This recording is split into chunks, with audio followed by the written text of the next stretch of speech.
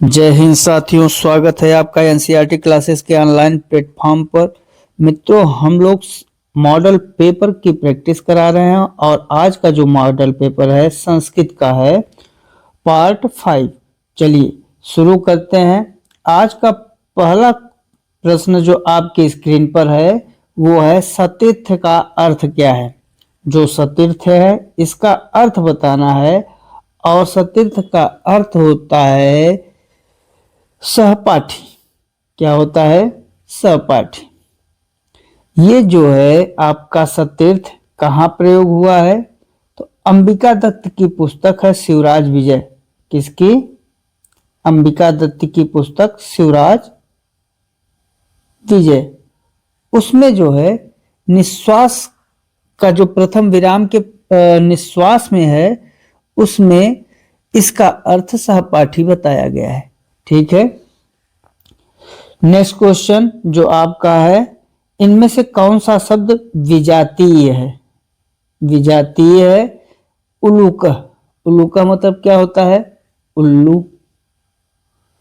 उष्टपक्षी मतलब क्या होता है? उष्टपक्षी मतलब होता है शुतुरमुर्ग। शुतुरमुर्ग। कुक्कुटा मतलब मुर्गी। दाड़िम। जो दाड़िम है, दाड़िम का मतलब होता है अनार।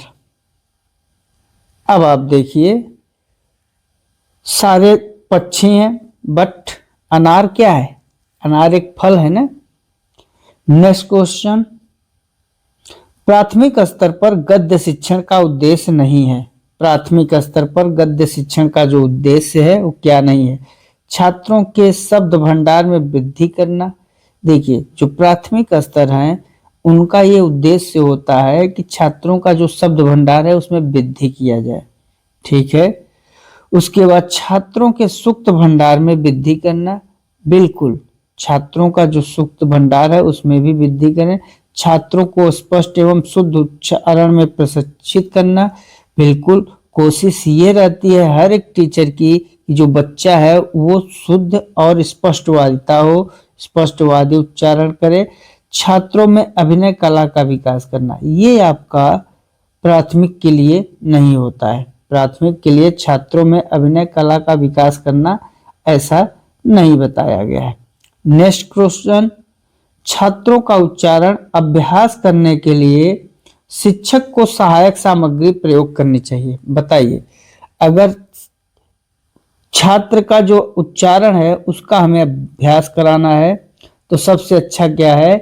टेप रिकॉर्डर यूज करना चाहिए। क्यों? श्यामपट्ट क्या है? श्यामपट्ट पे बच्चा लिख सकता है, लेकिन उच्चारण करने के लिए अगर टेप रिकॉर्डर आपके पास है तो उसमें सुनेगा, फिर बोलने की कोशिश करेगा। क्योंकि बार बार वो क्या करेगा? पुनरावृत्ति करेगा। तो इन विधियों के माध्यम से जो है अच्छे से उच्चारण का अभ्यास कर सकता है। नेक्स्ट क्वेश्चन, प्राथमिक स्तर पर छात्रों को की परीक्षा प्रणाली उपयुक्त होगी। प्राथमिक स्तर पर जो छात्रों की परीक्षा प्रणाली है उपयुक्त होगी। केवल लिखित, केवल मौखिक, शास्त्रार्थ, लिखित एवं मौखिक दोनों।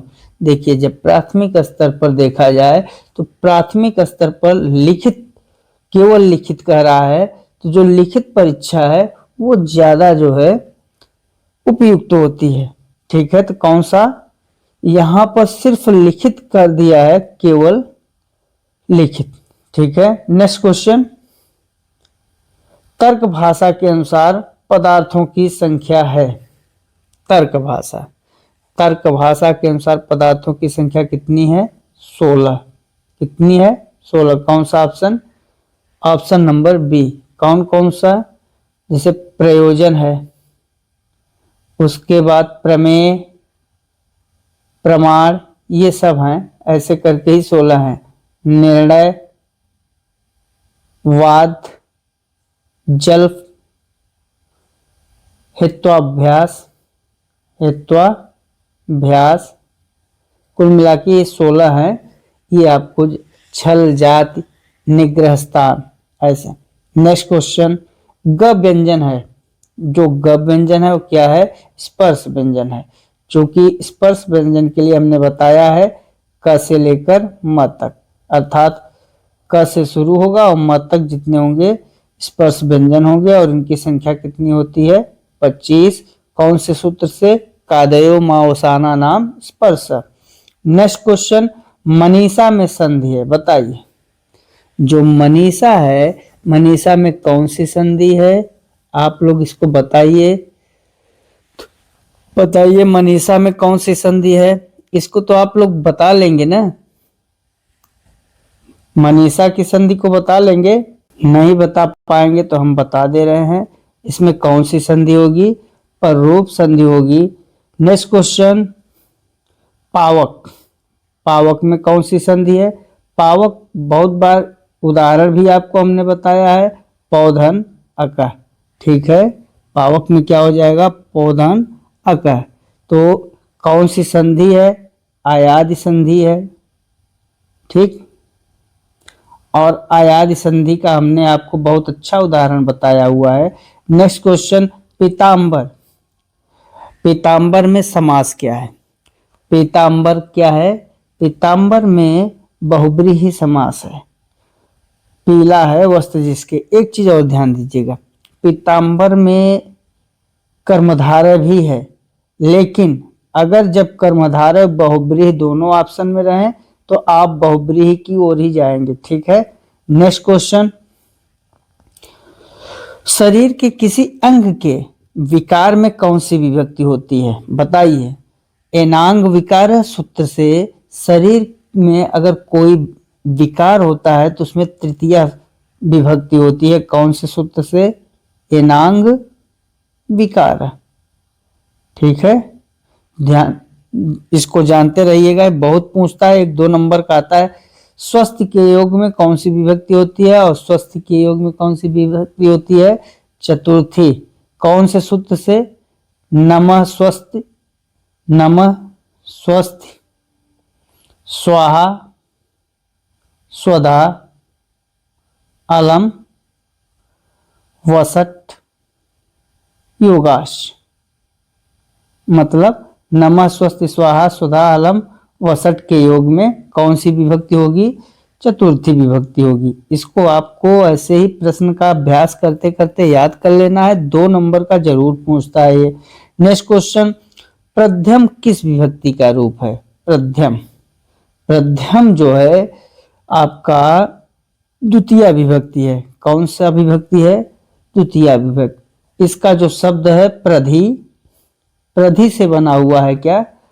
प्रध्यम, ठीक। और ये द्वितीय विभक्ति का कौन सा वचन है? एक वचन में है। नेक्स्ट क्वेश्चन, मालायम, मालायम में किस विभक्ति का रूप है? बताइए। मालायम में कौन सा विभक्ति है? मालायम में आपका सप्तमी विभक्ति है, ठीक। सप्तमी विभक्ति का एक वचन रूप है क्या? मालायम। नेक्स्ट क्वेश्चन, नेक्स्ट क्वेश्चन कह रहा, जहां उपमेय में उपमान की संभावना हो, जब संभावना होती है ना, वहां कौन सा अलंकार हो जाता है? उत्प्रेक्षा। संभावना में उत्प्रेक्षा और भेद रहित आरोप में, देखिए संभावना में उत्प्रेक्षा, भेद रहित आरोप में क्या होगा? आरोप में रूपक। और उपमा में क्या होता है? उपमा में आपका होता है तुलना, ठीक है। उपमेय में उपमान की तुलना। तो ये 3 चीज याद रखिएगा, ये तीनों बहुत जरूरी हैं। नेक्स्ट क्वेश्चन, उपान व ध्यांगवश सूत्र है, बताइए किसके लिए है? तो ये है कर्म कारक के लिए। किसके लिए है? कर्म कारक का सूत्र है। तो यहाँ कौन सा? यहाँ देखिए दिगु हो गया है, गलत है। ये किसके लिए सूत्र है? कर्म कारक के लिए, ठीक है। विकल्प आपका कौन सा सही होगा? कर्म कारक। उपान ध्यांगवश किसका सूत्र है? कर्म कारक का। इसका मतलब क्या हुआ कि अगर जो आपकी वश धातु है, कौन सी? वश धातु, और वश धातु के पहले, देखिए ये जो वश धातु है इसके पहले क्या आ जाए? रुक जाइए, अच्छे से हम बताते हैं इसको। उपान व ध्यांग वस सूत्र का मतलब क्या होता है? जैसे ये वस आपकी क्या है? धातु, और इसके पहले क्या आ जाए? उप आ जाए, अनु आ जाए, अधि आ जाए, आ जाए, ये सब क्या है?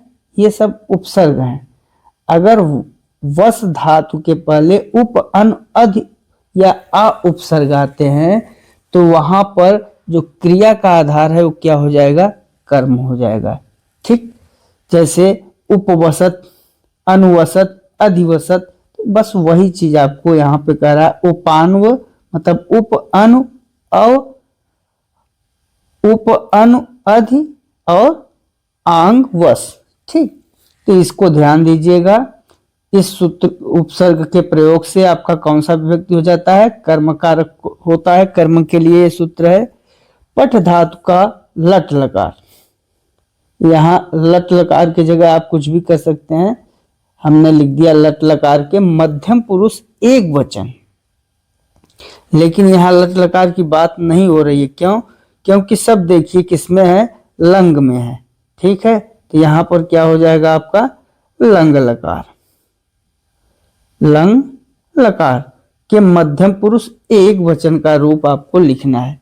बताइए कौन सा होगा? अगर जो लंग लकार का है उसमें मध्यम पुरुष एक वचन का जो रूप होता है अपठ, क्या होता है? अपठ। ठीक है, नेक्स्ट क्वेश्चन। बु धातु की, जो यहाँ पे बु है यहाँ ब्रू होता है। ब्रू मतलब बोलना। तो यहाँ पे ब्रू धातु की विधिलिंग मध्यम पुरुष द्विवचन का रूप पूछ रहा है। तो क्या हो जाएगा? विधिलिंग में मध्यम पुरुष द्विवचन ब्रूयातम। क्या होगा? ब्रूयातम। ठीक है, कौन सा है? D option is the right answer. Next question कह रहा है वैक्रम में कौन सा प्रत्यय लगा हुआ है? वैक्रम, वैक्रम में कौन सा प्रत्यय लगा हुआ है? तो वैक्रम में अण प्रत्यय लगा है। कौन सा प्रत्यय है? अण। जो विक्रम है, अगर आप विक्रम में अण प्रत्यय लगाएंगे तो क्या बन जाएगा? वैक्रम।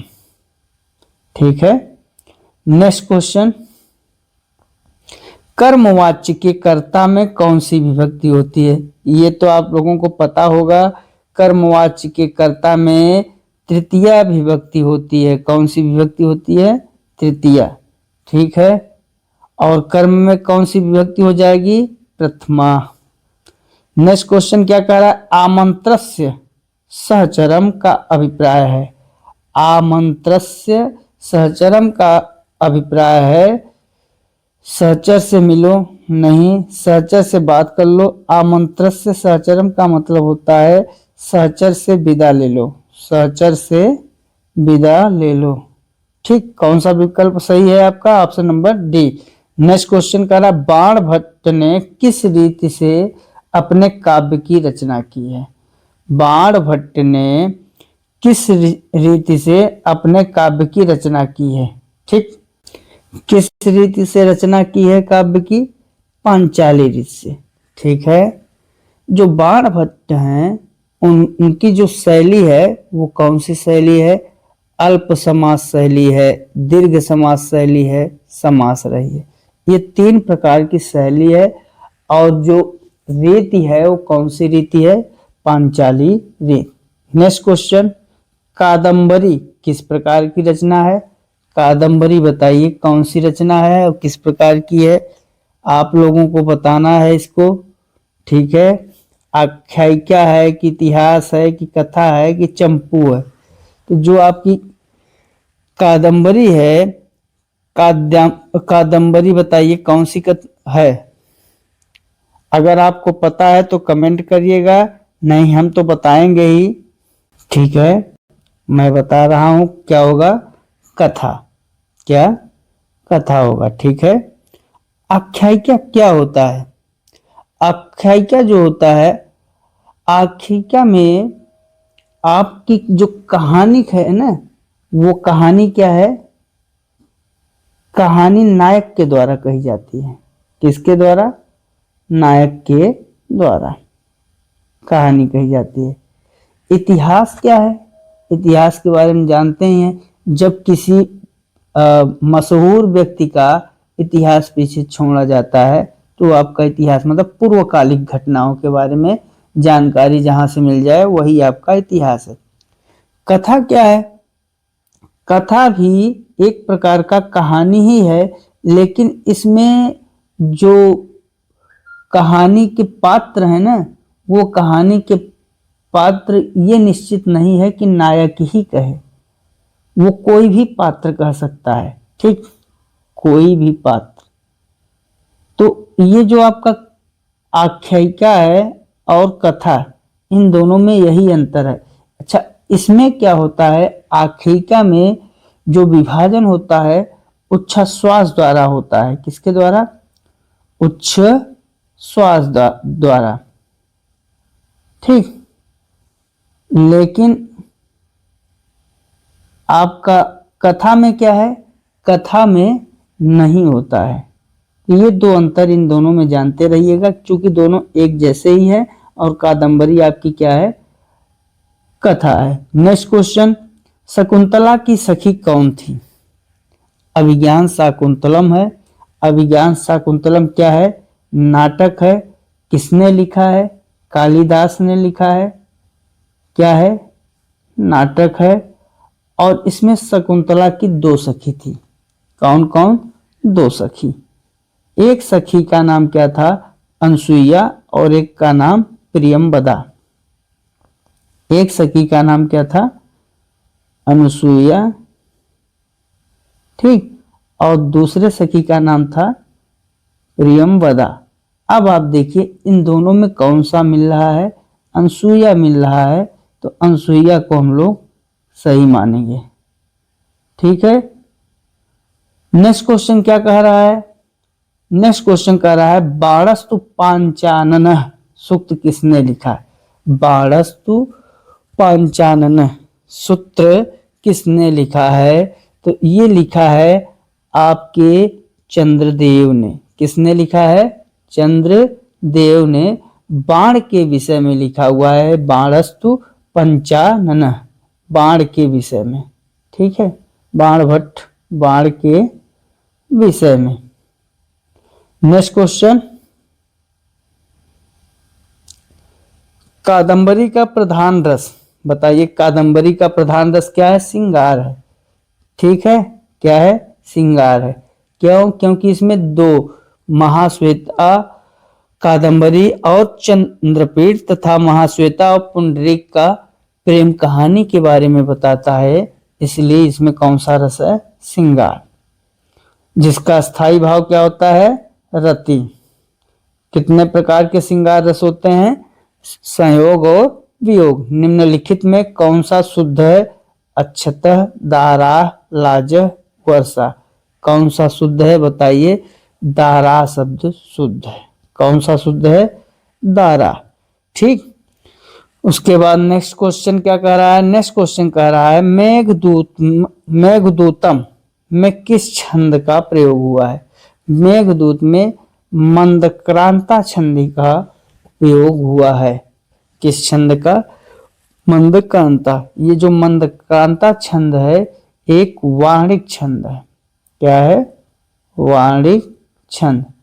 और मंदक्रांता में वाणिक छंद है, इसको ध्यान दीजिएगा। और मेघदूत में पूरा जो है उपयोग हुआ है। नेक्स्ट क्वेश्चन, सूर्योदय पद, सूर्योदय पद में प्रयुक्त समास। सूर्योदय में कौन सा समास है? सूर्योदय में तत्पुरुष समास है। सूर्य का उदय कौन सा तत्पुरुष? षष्ठी तत्पुरुष। दास्यत, दास्यत क्रियापद में लकार है। दास्यत दा धातु का लट लकार एक वचन का रूप है। ठीक, लट लकार एक वचन। नेक्स्ट क्वेश्चन, अदत्तम क्रियापद में लकार है। ये प्रश्न आपके लिए है, आप इसका उत्तर कमेंट में देंगे। क्या अदत्तम क्रियापद में कौन सा लकार है? तो मित्रों, आज जो ये संस्कृत का मॉडल पेपर है, ये प्रश्न परीक्षा में आने की पूर्ण संभावना रखते हैं, तो इसको बहुत अच्छे से वीडियो को बिना स्किप किए हुए पूरा देखिएगा, इसको समझिएगा। जहां न समझ में आए कमेंट में कमेंट कर दिया कीजिए, और सारा मटेरियल ये समझिए कि आपके लिए बेहद महत्वपूर्ण है। 100% ये जो संस्कृत है ना, आपके स्कोर में बहुत तीव्र गति से समझिए कि ये परसेंटेज बढ़ाती है। अगर संस्कृत आपको आ रही है और संस्कृत नहीं भी आ रही है, तब भी आप समझिए कि 30 में 20 और 25 के बीच में कर ले जाएंगे, क्योंकि वो आपको कठिन लगती है लेकिन कठिन आती नहीं है। उसको समझना होता है, थोड़ा सा समझ लेंगे, और जो नहीं समझ पा रहे हैं वो विकल्प आपको हिंट देगा और आराम से कर ले जाएंगे। तो बस संस्कृत को समझते हुए बहुत आराम से, ये देवताओं की भी भाषा है, अपने हिंदुओं की भाषा है, पूरे भाषा की जननी भी है। तो इस जननी को सीखने का प्रयास कीजिए। साथियों, इन्हीं बातों के साथ मिलते हैं अगले वीडियो में अगले मॉडल पेपर के साथ। तब तक के लिए नमस्कार, जय हिंद, जय भारत, वंदे मातरम।